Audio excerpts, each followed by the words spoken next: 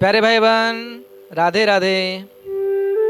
आइए, आज सबके बीच में फिर मुझे आने का अवसर मिला। आप सब लोगों को मेरा प्रणाम स्वीकार करें। आज मैं फिर आप सबके बीच में एक कोई ख़ास बात करने आया हूँ। यदि मेरी बात आप लोगों को अच्छी लगती है और कुछ नई जानकारी मिलती है तो इस वीडियो को अधिक से अधिक शेयर करना, अधिक से अधिक लाइक करें।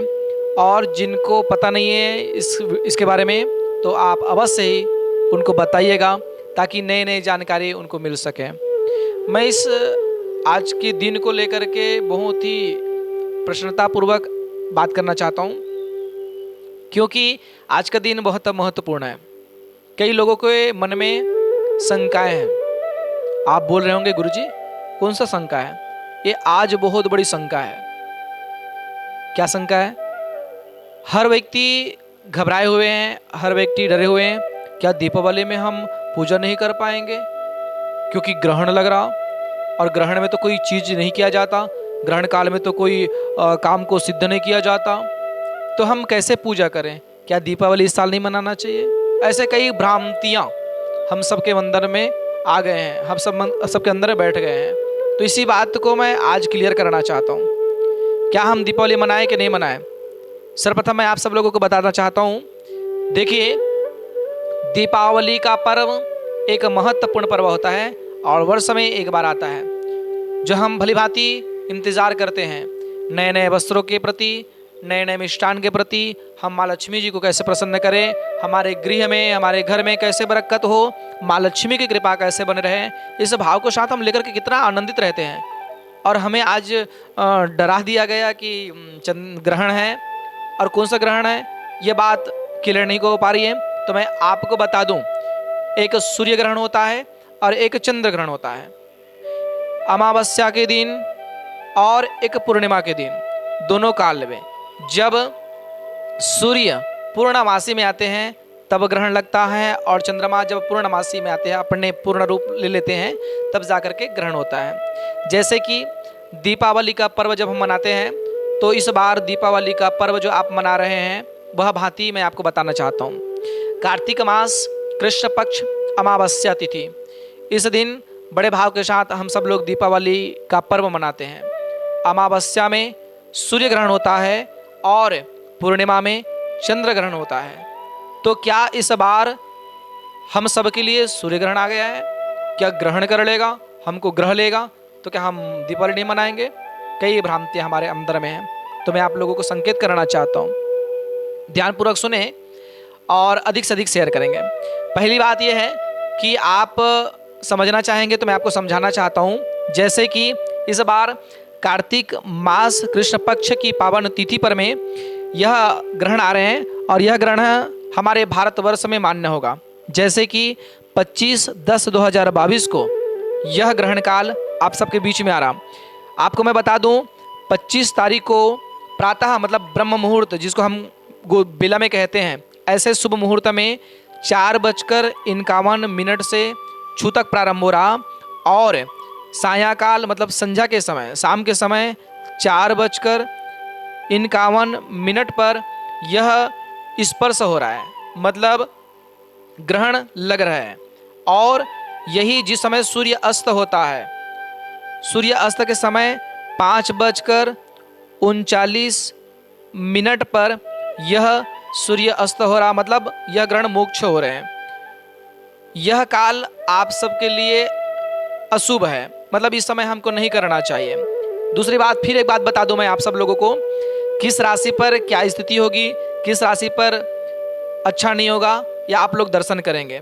जैसा कि मैं आप सब लोगों को बताऊं, मेष राशि वालों को स्त्री पीड़ा का भय बना रहेगा, वृष राशि वालों को शत्रुनाश का काम होगा, और मिथुन राशि वाले को व्यथा होगा, कर्क राशि वाले को कला होगा, सिंह राशि वालों को धन लाभ की सुंदर बेला लेकर के आ रहे हैं, कन्या राशि वालों को धन नाश के लिए बन रहा। तुला राशि वालों को देह कष्ट मतलब शरीर में कष्ट हो सकता है। वृश्चिक राशि वाले को हानि हो सकता है। और धनु राशि वाले को यश की प्राप्ति हो सकती है। मकर राशि वाले को मान मतलब जैसे कि आप मान सम्मान से हैं तो कहीं ना कहीं मान का नाश भी हो सकता है। कुंभ राशि वालों को कष्ट हो सकता है। और मीन राशि वालों के लिए घात का भय बना हुआ है। तो आप मेरे बात को ध्यान से श्रवण करें और समझें। जिस प्रकार से हम सब बैठे हुए हैं और आज देख पा रहे हैं, तो क्या जिस स्थिति से बने हुए उस समय हम ये शुभ काम नहीं करें या इस समय हम करें? महत्वपूर्ण प्रश्न ये है कि इस समय में, इस बेला में हमें क्या करना चाहिए और क्या नहीं करना चाहिए। प्यारे भाई बहन, 24 तारीख को महालक्ष्मी जी का पूजन है और 24 तारीख को आप विधिवत प्रदोष काल में माँ लक्ष्मी जी का पूजन विधिवत कर सकते हैं, इसमें कोई शंका नहीं है। यह ग्रहण ठीक 25 तारीख को प्रातः छूतक लग रहा और संध्या कारण यह ग्रहण लग रहा है। तो इसमें आपको घबराने की आवश्यकता नहीं है, डरने की आवश्यकता नहीं है। जिस माँ लक्ष्मी जी को आप मनाना चाह रहे हैं, जिस माँ की पूजा आप करना चाह रहे हैं, अष्टलक्ष्मी की पूजा करना चाहते हैं, आप एक दिन पूर्व 24 तारीख को विधिवत आप दिवाली मना रहे हैं और उस दिन आप माँ लक्ष्मी जी का पूजन कर रहे हैं। जो आप घर में ऐश्वर्य धन धान्य माँ लक्ष्मी को निवेदन कर रहे हैं कि माँ हमारे गृह में आइए, हमारी मनोकामना पूर्ण कीजिए। महालक्ष्मी नमस्तुभ्यम नमस्तुभ्यम सुरेश्वरी हरिप्रिये नमस्तुभ्यम नमस्तुभ्यम दयानिधे। ये माँ लक्ष्मी जी का मंत्र आप ध्यान करके इस मंत्र को आप उच्चारण कर सकते हैं, प्रणाम कर सकते हैं। आने वाले और वीडियो में मैं आपको बताऊंगा कि महालक्ष्मी को प्रसन्न कैसे करना चाहिए, कैसे किया जाता है, किस मंत्र का जाप करना चाहिए, कौन से माला लेकर के जाप करना चाहिए, ताकि महालक्ष्मी हमारे लिए प्रसन्न पूर्वक हमारे कार्य को सिद्ध करें और हमारे घर में धन आते रहें, हमारे घर में धन की वृद्धि हो, ऐश्वर्य की वृद्धि हो। तो मैं आप सब लोगों को फिर बताना चाहता हूँ, ग्रहण काल में जब सूर्य ग्रहण होता है तो 12 घंटे पूर्व यह छूतक लगता है। तो सबसे हानि की बात अगर है तो गर्भवती स्त्रियों को है। गर्भवती स्त्रियों को, हमारी माताओं को इस ग्रहण काल में घर से बाहर नहीं निकलना चाहिए। फिर मैं कह रहा हूँ, गर्भवती माताओं को, गर्भवती स्त्रियों को, हमारी बहनों को अपने इस ग्रहण काल में घर से बाहर नहीं निकलना चाहिए। क्यों? क्योंकि हमारे गर्भ पर बच्चा रहता है, संतान रहता है, तो ग्रहण काल में वह ग्रसित कर लेते हैं। तो हो सकता है कि आने के बाद वह विकलांग हो जाए, अचेत अवस्था में हो, कई प्रकार की परेशानी आ सकती है। इसलिए हमें क्या करना चाहिए यह ध्यान से सुने। जिस समय छूतक प्रारंभ हो रहा है तो छूतक के पूर्व मतलब पहले हम क्या करें, आप सबके घर में कूसा होगा। आप सब लोग जानते हैं कूसा को सब लोग अपने पूजा काल में रखते हैं अपने घर में। ब्राह्मण लोगों के पास में, महाराज लोगों के पास में रहता है, आप उसके पास जा कर के मांग सकते हैं। और सभी जगह जैसे कि जल है, खाने की कोई वस्तु है, खाने की कोई चीज़ है, उसमें आप रख दीजिए ताकि उसे हम ग्रहण करें तो हमको वो ना लगे। देखिए शास्त्र में तो यह विधान है कि छूतक काल में जितने भी चीज़ें हैं वह अशुद्ध हो जाता है, इसलिए आप उसे ग्रहण नहीं करना चाहिए। पर मैं आप लोगों को दर्शन करा दूं, कई ऐसे अवस्था में रहते हैं जैसे कि शरीर से परेशानी है, उनके कई जैसे कि उनको दवाई खाना है, कई प्रकार की समस्या है, तो उनको ग्रहण करना होता है। तो हम क्या करें, कूसा को एक एक कण उनके क्षण में हम रख दें, मतलब उनके पास रख दें या उनमें डाल दें, ताकि उनका दोष कुछ समय के लिए शांत हो जाए। तो आप ये चीज़ कर सकते हैं। गर्भवती माँ को तो ध्यान रखना ही चाहिए, उस समय ग्रहण काल में आपको लेना ही नहीं चाहिए, कोई चीज़ ग्रहण नहीं करना चाहिए। और प्रयास करें कि आप घर के बाहर ना निकलें ताकि आपको कोई परेशानी ना हो, आपके गर्भ में कोई बालक है उससे कोई परेशानी ना हो। और ऐसा है तो आप पहले ही अपने लगने से पहले, ग्रहण लगने से पहले ही अपने गृह में घर में प्रवेश कर लें और उस समय बेला में आप ना निकलें।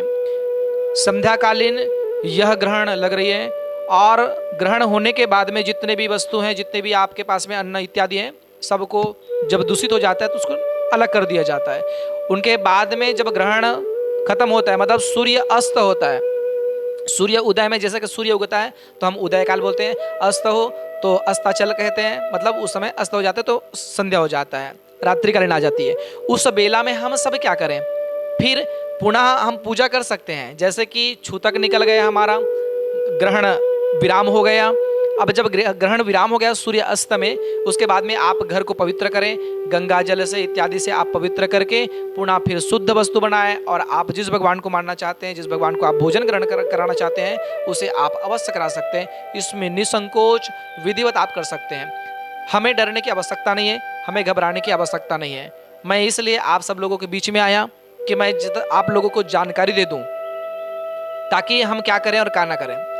कई लोगों के अंदर में भ्रांतियां या बैठी हुई है, तो क्यों ना हम इस वीडियो को अधिक से अधिक शेयर करें, ताकि हमारे परिवार को यह बात पता चल जाए किस बार क्या हो रहा। कभी हम बैठ करके ब्राह्मणों के साथ, गुरुजनों के साथ चर्चा किए, तो उन्होंने बताया कि यह अपने जीवन में पहली बार देख रहे हैं जब दीपावली की इस पर्व पर ग्रहण लग रहा। तो प्यारे, दीपावली यदि आप मना रहे हैं तो 24 तारीख को आपका दिवाली हो जा रहा। उस दिन आप लक्ष्मी पूजन विधिपूर्वक कर रहे हैं, इसमें कोई शंका नहीं है, कोई संकोच नहीं है। आप विधिपूर्वक माँ लक्ष्मी जी का पूजन करें, दिवाली मनाइए। पर 25 तारीख को आप ध्यान रखेंगे, ब्रह्म मुहूर्त मतलब सुबह का समय छूतक लग रहा, उस बीच में आप कुछ नहीं करेंगे। उस बीच में आपको पूजन भी नहीं करना है, क्योंकि सब मंदिर का पट बंद हो जाएगा। आपके घर के मंदिर का मतलब जिस घर में आप देवता रखें उसका भी पट आप बंद कर रहे हैं। और जब सूर्यास्त होता है, ग्रहण खत्म होता है, उसके बाद में आप पुनः फिर अपने स्नान ध्यान करने के बाद में, स्वच्छ वस्त्र पहनने के बाद में, पूरे गंगा जल से पवित्रीकरण करने के बाद में पुनः पट खोल करके आप भगवान को स्नान कराएं और विधि पूर्वक पूजन करें। तो इस भाव के साथ में आप सब लोगों को दर्शन कराया। मैं आप सब लोगों को फिर कहता हूँ कि निसंकोच होकर के भक्ति भाव के साथ माँ लक्ष्मी की आराधना करेंगे। मैं आगे और वीडियो बनाऊंगा, जिस वीडियो में आप लोगों को मैं माँ लक्ष्मी जी की उस मंत्र के बारे में बताऊंगा। तो आप सब्सक्राइब करेंगे तो आके आपके पास में नोटिफिकेशन पहुंचेंगे और उसको आप दर्शन करेंगे। पुनः आप सब लोगों को दीपावली की ढेर सारी शुभकामनाएं, धनतेरस, नरक चतुर्दशी, अन्य त्योहारों की ढेर सारी शुभकामनाओं के साथ बड़ी दीपावली, छोटी दीपावली आप सबके लिए शुभ हो। अच्छा अवसर आया है, शुभ मुहूर्त भी आया है, तो शुभ मुहूर्त में आपको जाप भी करना है, तो इसके बारे में आगे बताऊंगा। इस भाव के साथ पुनः दीपावली के ढेर सारी शुभकामनाओं के साथ महालक्ष्मी जी की कृपा आप सबके ऊपर बना रहे, आप सब परिवार के ऊपर बना रहें, सदा सुखी रहें, मुस्कुराते रहें, खुश रहें। इस भाव के साथ मुझे आज्ञा दीजिए। आप सब लोगों को कोटि कोटि प्रणाम। राधे राधे।